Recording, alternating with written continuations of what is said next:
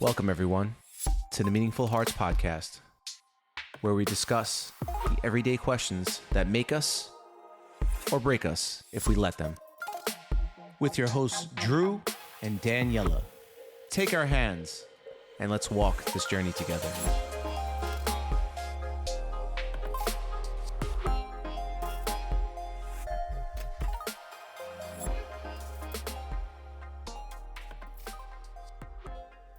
Welcome back, everyone, to another episode of the Meaningful Hearts podcast.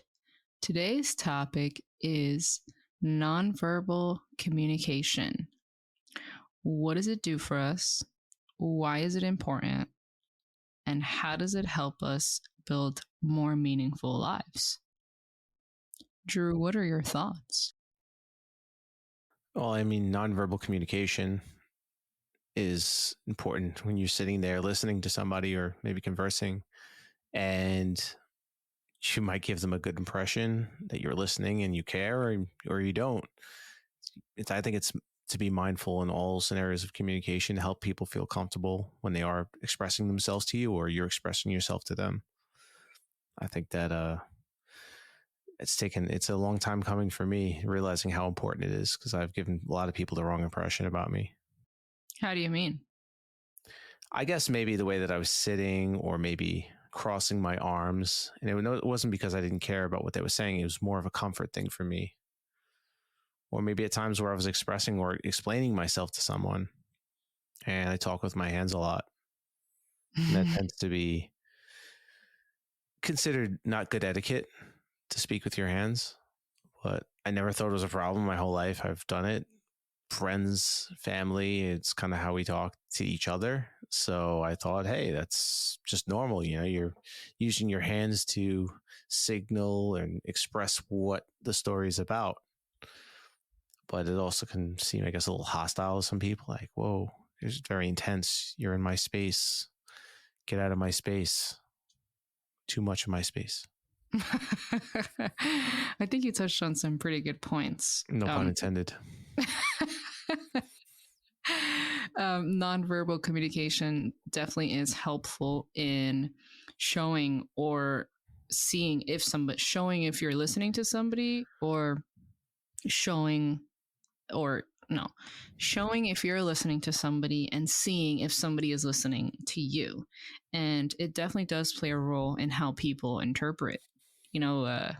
I know that you speak with your hands, although I would say that it's not, but you and I are together, so I'm a little biased, I guess.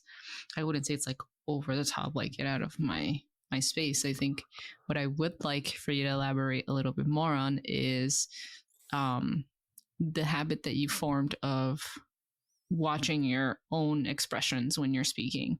That's a fun fact for our listeners. Drew watches himself when he's speaking. And second fun fact, his nephew does the same thing, which is honestly pretty funny when we're sitting at the dinner table sometimes. I think it's so funny when your nephew is looking at the pot while he's talking. He's like looking at his own reflection. Or he's crying, or he's upset, and he's like, oh. He's like looking at himself. At the corner of his eye, yeah. I'd love to hear your thoughts on how that developed for you, and just, what is it like? Because it is a form of nonverbal communication. I don't know if I was always obsessed with facial expressions. I guess more or less, I always wanted to know how I looked when I would say something or do something. I guess it was more of a self-image thing. How do I look? Do I look good doing this, or do I look bad doing this? How do people perceive me? So looking in a mirror while I'm speaking is kind of how I adapted to that, making sure that the way that I'm communicating or I'm focused or what I'm saying, I don't look weird. I guess it's a self-image thing. And I guess it became part of a habit of doing it anytime there is a camera nearby, or a mirror, or wherever, like especially FaceTime. I mean, you don't mention it, but I know that when I'm speaking to Tarun, he's like, yeah, you're just looking at yourself in the camera when you're talking and you're looking at yourself. It's hard. That's funny. I thought you'd look at me. No, I do look at you, but habitually I look at myself, because I'm like, oh, do I look okay? Do I look weird? Am I awkwardly positioned? It's not like a thing I do because it's an egotistical thing. It's like, oh, I hope I don't look like a bozo. I hope I don't like, oh, I have like awkward poses. I'm also like, look at my posture. It's a whole bunch of things. It's like a whole bunch of stuff wrapped up in there. Mm-hmm. But it's it's one of those things that I kind of like I struggle with. I guess it came from childhood, and of course I like to make funny. I used to love to make funny faces as a kid, so I wanted to see if what those funny faces looked like. That was I able to imitate Jim Carrey in that movie or that actor, and how does my face look? I'm getting the sound out of my mouth, but do I look weird making that sound out of my mouth? It's like it's it's a lot wrapped it. I have a lot wrapped up in it. Yeah. Well, thank you for sharing that. I hope I answered that question right. Yeah, it sounds like it's something that formed from childhood, whether it was something, it sounds like it was a combination of being interested by facial expressions and how other people did and I guess reacted to things, and a combination of your self image. So I really do appreciate you sharing that, because part of what I would like our listeners to take away is to do some self reflection of their own nonverbal communication, because nonverbal communication is important, not just for ourselves, but definitely in helping build meaningful connections. You said it earlier. Sometimes people interpreted you as like, whoa, like he's kind of a lot. He's being like very in my face right now, and I don't really like it. And when we think about the connections and the relationships that we build with people, it is important to be aware of what you're saying. That's not your words necessarily. I know in therapy, when I look at my patients, I'm very mindful of nonverbal communication, because nonverbal communications tells us things that, or it gives us more insight into what somebody's thinking and feeling. So again, I thank you for sharing. It was definitely very insightful. And I think if there's anybody out there that can relate to you, it can help them feel, I guess, normal, if that makes sense. Yes. Because I know I tease you about it. Yeah, I tease you about when you look in the mirror when I'm like, babe, I'm over here. Look over here. Yeah, I'm a little bit of a weirdo. I have some like weird things that I do when I'm on the phone. I'm talking. I like to pace while I'm speaking on the phone. Something I do. Yes, I know other people that do it. Yeah, when we're on FaceTime, Drew makes me dizzy because he walks around. And I have a hard time following. I would say that, getting back to awareness of it, people around me made me aware. You obviously made me aware of it before I met you. Tarun used to constantly, say that to me, or just like, what are you doing? Like, because I guess to them it's abnormal. Like to you, it's not normal to do that, but to me, I don't even notice I'm doing it sometimes. And then you catch me in the act of it, and it's like, what are you talking about? I wasn't doing that. Or when I'm on the phone with you and you're like, are you standing up right now? Are you looking at yourself in the mirror talking? I'm like, no. I even think like recently we were having a conversation and I made a comment like, babe, do you know that when you wink when you talk? There's certain, do you remember that? Yeah. Not to embarrass you, but kind of embarrass you, so I apologize. But the reason why I bring it up is more so that there's so many different nonverbals that people give off that we're not often aware of. And in the spirit of building more meaningful lives, what better way to build a more meaningful life than to become aware of your nonverbals? Yes. If that makes sense. We can only get better by focusing on what we want to better ourselves in, right? Yeah. I mean, I want to be a better communicator. I want to make sure people feel that they're present when I'm speaking to them, as opposed to, look at this guy, he's so egotistical, he looks at himself the whole time. There are people that you speak to them, you think they love to hear themselves talk, and it's not about you, it's about them. Right. And you don't want that, whether that's true or not. It could be a big problem, especially if you want people to engage with you and feel that you're being genuine in what you're saying. Yeah, what's interesting is that you were talking about somebody looking at you and thinking that you're egotistical, or the person who's like looking at themselves thinking egotistical. And you shared earlier how for you, part of it was that it came, or part of it was about your self image and being a little self conscious. And it kind of reminds me of the conversation that we had during our last episode about perception, because to some extent, it is a matter of perception. What somebody views as talking with your hands, or looking in the mirror as rude, or like, whoa, like that's too much, somebody else might be like, well, this is just like what we know. And it's just something I thought of as you were speaking just now. Yes. You can only measure things. What is it saying? I don't want to do this one disservice. You can only measure. I don't know. I know there's what you can't change, what you can't measure. But there it is. That's it. That's the one. But you mean like you can't change your nonverbals if you're not aware? If you don't know how much you suck at it or how good you are, like you can't make those adjustments, right? So right. I think that is very important. Well, on this show anyways, if you don't want to grow, if you don't want to change, then by all means proceed. But I think more or less we should always be aware of everything that we do and how we could do those things better, because there's always room for improvement. Yeah, I definitely agree. And that's actually a really good segue into the next part of this, is some education about nonverbal communication and what it actually is. Now, if you're listening and you have a pen and paper nearby, or maybe just your phone or something to take note of, even a mental note, there are actual definitions of different types of nonverbal communication. So, Drew, I hope you're ready. I hope our listeners are ready, because here I go.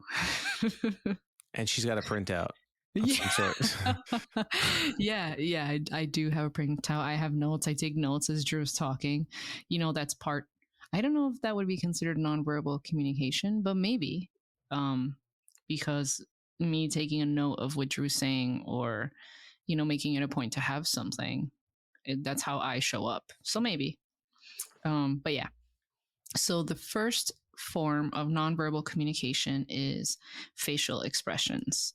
Now, we were just talking about facial expressions with Drew looking at himself in the mirror, me making a comment about him winking. I'm trying to think of my own facial expressions. I know I have a very expressive face. If something is bothering me, if something's not sitting right with me, there's no hiding it. Some people have a pretty good poker face, which is also a form of a facial expression, which in turn is nonverbal communication. But essentially, to clearly define facial expressions, they convey different emotions like happiness, sadness, anger, etc., etc. Like smiling is often used to convey happiness. Now, sometimes a person's facial expression might not match what they're actually saying, and it's important to pay attention to that. Like if somebody is talking about, I don't know, they lost somebody, but their facial expression is smiling and laughing, something's not right there. Something's not matching. So that's the first one. Make sense so far? So far. The second one is body language. Also, what we were just talking about in the way that we use our hands. I use my hands when I speak too. I'm trying to think of how I use them. I just know that I do. I do this thing where like I open them to my side. Yeah. Drew's doing the juggles right now. She juggles. Yes, I do. That's a really good way to put it, actually. That's the way that I explain things, which is so funny that we're talking about that, because it's something that I am aware that I do, but I was never able to pinpoint it like juggling. So now I'm going to make a joke about it when I work with patients. Like, you see what I'm doing here? I'm juggling. I'm explaining something. But body language refers to the way that we use our bodies to communicate with gestures, movements, and of course, posture. Posture in my work with patients is something that is very important. I mean, all of it is important, but if somebody is anxious, or if somebody is depressed, or they're going through a difficult time, their posture is going to be very telling. I know, Drew and I have done seminars where they talk about the importance of having a good posture, aligning your back is like the Egoscue method that we've done. Do you remember that? Yes. Excuse me. So that's the second one. The third one is tone of voice. Now, this can be a little bit tricky because we're talking about voice and speech is verbal, but there's a difference between what you're saying and how you're saying it. Your tone of voice actually signals a great deal of information, including emotions, attitudes, and intentions. For example, a sarcastic tone, which I love sarcasm, pretty witty in that sense, it can convey a message that is actually the opposite of the words that are spoken. Does that make sense? Yes. So, tone of voice is also very important. We've got two more. Drew, can you guess what one of them might be? See, voice. I did facial expressions, body language, and tone of voice. And there's two more.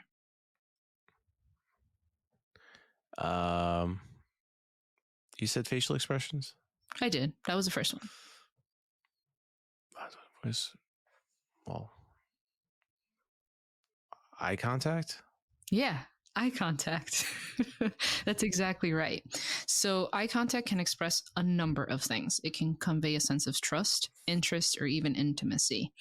Avoiding eye contact, for example, can indicate discomfort, dishonesty, or disinterest. Now, there's some controversy between lying and eye contact. Some people say that somebody who's lying to you will often look away because they don't want to see whether you believe them or not. Other people say that somebody who's lying to you will actually look directly at you to see if you believe the lie. So eye contact is a tricky thing, especially when it comes to lying, but it certainly is still a form of nonverbal communication, which is important. If I know that's something that personally irks me is if I'm talking to you and you're looking down at your phone and you're not giving me eye contact, I know you're not paying attention. That drives me nuts. Yeah. Now, like when I have sessions with my patients, those who are a little bit more nervous or uncomfortable, they tend to look away more. I literally had a session, so interesting that we're talking about this, but I literally had a session the other day where the person that I was speaking to was really uncomfortable by me looking at them. So I was like, would it help you feel a little bit more comfortable if I closed my eyes? And they were like, yeah, maybe. It was a very interesting experience to not make that eye contact, but still be involved in the conversation. So there's that. Probably would have fell asleep. I'm like, no, I was very active because I was making it a point when I lost my sight. I was making it a point to have my posture straight up to know that I'm for the person to know that I'm paying attention and still making use of my hands to remain active in the moment, which is pretty interesting because it ties into exactly what we're talking about. Alrighty, and the last one for nonverbal communication is physical touch. Also can convey emotions like comfort, affection, or aggression. Different ones. For example, a hug, right? A hug is like the universal sign for support. While pushing somebody away and like, no, get out of my face, that can signify aggression or even anger. So if I'm in a sales call and I'm talking to somebody, I just, you know what? I just give them a hug. Do you want to buy this? I don't know. The price is too high. Hugs are one of those things that I've learned to ask first because some people are really uncomfortable with physical touch. Yeah. Some people, physical touch is their love language, right? Yeah. Other people, not so much. I like hugs. I like the affection. But when we go to sleep at night, I'm going to turn to the left and, hug my pillow and Drew's going to lay flat. Straight up to the stars. Yeah. So these are the forms of nonverbal communication. Drew, how do you think that I did in conveying the different kinds that there are? Did very well. I mean, you're biased because I'm awesome. You are awesome. You are awesome. I mean, teaching something new that you've just learned and being able to convey it in a way that is very palatable. I mean, these are things. I will say I didn't just learn this. These are things that I knew. It just so happens that I came across and I received an email that was like, oh, look at this. And I was like, this is cool. Okay. That's what I know. Just refreshed on something she learned, but being able to act as if she just learned it the other day. Very good. I mean, these are things that we should be mindful of anyways, right? Yeah. All these different cues because we're communicating all the time. There's never a time where you're not communicating. You go Yeah. to the store, you're at work, you're on the road. Maybe somebody cut you off. You communicate with them with a one hand up. No, I was kidding. Yeah. But there's really not a time where you're not communicating. Even if Yeah. you're in distress and the ambulance gets you, you have to kind of like, they ask you, how, are you feeling pain? What's going on? You know, like there's always a time for communication. Almost every scenario in life, whether it's good or bad, communication is key. So being able to convey it in a way that is going to get the point across to someone else in the best possible way with the best possible language, best possible eye contact, facial expressions, all those things added up like a good recipe, you get the best result. Yeah, that was actually a really good point that you made. We are always communicating. So thank you for your insight. That was pretty awesome. There, this is like a fun fact for listeners. If anybody likes like criminal minds type shows or like forensic type shows, stuff like that, there's this show that is actually, it's called Lie to Me. It's a pretty interesting show. The protagonist in the show, he is a doctor who specializes in micro expressions, and it's obviously it's dramatized, but for anybody who's interested in learning, it's definitely a show that I recommend. It's pretty enjoyable. So fun fact there. Now, as we start to bring our episode to a close, before I ask Drew on his final thoughts, I would like to encourage you, our listeners, to ask yourself questions about your own nonverbal communication and the interactions that you've had with others. Specifically, can you think of a time when your body language communicated something different from your words? Or can you think of a time where when somebody else communicated something different than what they were saying with their words? I guess that's two questions, but it's just a vice versa. Starting to do some explorative work in that regard, I think will be really helpful to not only gain self awareness, but also ultimately build more meaningful connections, work on your nonverbal skills. And the goal is to build a more meaningful life. Drew, I don't know what you want to add or say, but I thought that was pretty good. It's like she read that off of a billboard or something. I did not. She's looking out the window. I am. Somebody... I'm looking out the window to trees, and I'm inspired right now. That's awesome. I think that I can give an example real quick. I mean, if anybody's ever had a conversation with my mother, she's pretty expressive in what she's saying. And also the cues sometimes don't match because there's an underlying sarcasm in there. Yeah. Especially when I know how my mom feels about a specific subject we're talking about, I know how she feels about that person, or she feels about the scenario, or what she's really trying to say. I guess it's worse when you know somebody, you know how they feel. Mm-hmm. At work, I know the characters in my job, and I know how they feel about policies or things like that. And then when they speak about them, they speak out of sarcasm, like, you must do this, you know, quote unquote, but we're not going to do it that way, you know, like. So I guess that's the things where we just pick up these social cues without anybody teaching it to us. It's interesting. It's not like somebody has to say, hey, these are my social cues, so when you speak with me, just know this is what it's going to be. It's not like that. It's almost like you automatically pick up on them over time, unless you came from, you know, unless you came from under a rock and have never communicated with anybody, it would be different. But yeah, just a little insight on that. But yeah, but even then, you know, this actually, one last thing to add to that, you just reminded me with your example. I remember watching Ed Milet, who he's a motivational speaker, you know, in the realm of personal development, when he told the story of his father. His father used to be an alcoholic, and then he recovered and changed his life around. But he said that he learned to read nonverbal communication so well that he could tell when his father had been drinking just by how his father entered the key into the door. You know, so nonverbal communication is one of those things where we learn it in so many different capacities, in so many different ways. I can relate to that. Yeah. So to start to ask ourselves, you know, how do I nonverbally communicate? reflecting on the question that I asked earlier and all the questions that we've posed during this episode. So, yeah. Now I know I already asked this, but anything else? No, you did a very good job at conveying the message and looking straight at me. So I know you're not lying, and you know I'm not lying. Cool. Well, on that note, we hope that this was useful in some way, shape, or form. Even if it was just a good laugh or a good listen. If you took some notes, great. If it gave you some food for thought, also great. And we thank you so much for listening and look forward to continue on this journey to building more meaningful lives.